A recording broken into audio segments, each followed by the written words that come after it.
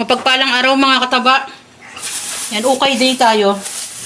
Yung ukay day natin, namili tayo ng kaunti. Yan. Hindi naman masyadong mataas ngayon ang mga gulay. Ang mataas yung mga bagyo. Yun ang mga matataas mga kataba. Pero itong mga ganito, yan mga pangpakbet, hindi yan masyadong mataas ngayon. Affordable pa yung price niya para kumuha ka ng medyo pang stock. Tapos, ayan meron tayong gabi. Ilalaing ko naman yan. Matagal-tagal na rin tayong hindi nagluluto ng ating laing. Tapos, habang ginagawa ko naman yan, eto mga kataba, nalinis ko na. Sari-saring isda. Tilapia. Bumili ako ng 2 malaking tilapia. Yung isang bangus naman, 3 to 3 malalaki. Pumili naman ako yung isa nakasalang na. Ayan. Tapos ito naman hito. Yan, 2 kilong hito. Yung i-consume na natin. Medyo matagal-tagal na natin yung i-consume. At nire-ready ko na yung mga paglalagyan natin. Tapos meron tayong konting hipon. Ilalagay ko sa gulay yung iba. Yung iba naman, imimix ko dito sa ating nakasalang. Nagsisigang na ako ng ating bangus. Ganyan lang kasimple yung ating binibili.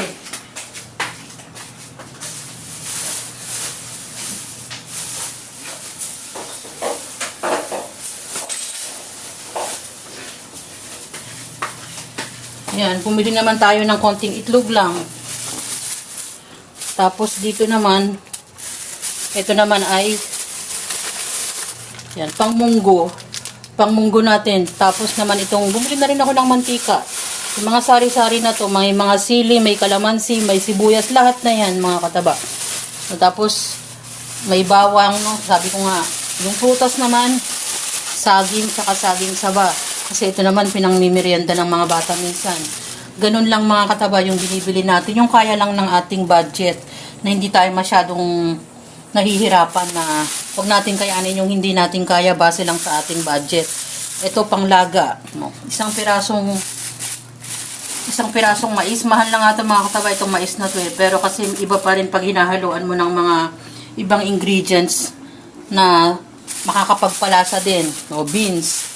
Kalamansi, konting kalamansi lang, bell pepper. Hindi na masama yung mga ganyan. Wala pa lang tayo dyan yung ating karne. Yung lagi kong binabanggit na meron tayong karne na ini-include kasama na yung mga iba't ibang klase ng karne. Yan lang yung idadagdag natin. Ganun lang kasimple yung binibili ni Mama Taba. Tingnan nyo itong mga to. Ampalaya. Kamote. Iba-iba kasing klase ng luto to Ito naman, dahil malalaki yung talong. Yan. 10 piso lang yan, mga kataba. Pwede na yung pang torta. Sabi ko naman, yung mga ginagawa natin ganun lang sa atin, para sa atin. Tapos ito, yan, patatas. Sabi ko nga, panglagay sa nilaga. Yan, sama-sama na yan. Yan, di ba mga kataba? Yung mga kasi pag naisip mo na yung lulutuin mo, hindi ka na mahihirapan na bumili. Kasi alam mo na pagpunta mo doon, bibili ka na lang ng ganito, mga ilang piraso, ganitong quantity. Sabi ko nga hindi mo pa alam. Kasi pag yung hindi nakaisip sa'yo kung ano yung mga dapat mong lutuin, mahirapan ka mga kataba. Mas lalo kang magagastusan. So yan yung mga pinamili natin at nagsasalang na tayo ng ating lulutuin. Yan mga kataba, mga ginagawa ni Mama Taba sa araw-araw. Siguro naman aabot na yan ng mga 10 days mahigit kasi wala pang karne. Isasama ko pa yung karne dyan. Mag-ingat kayo lagi, lalo na pa iba-iba yung panahon.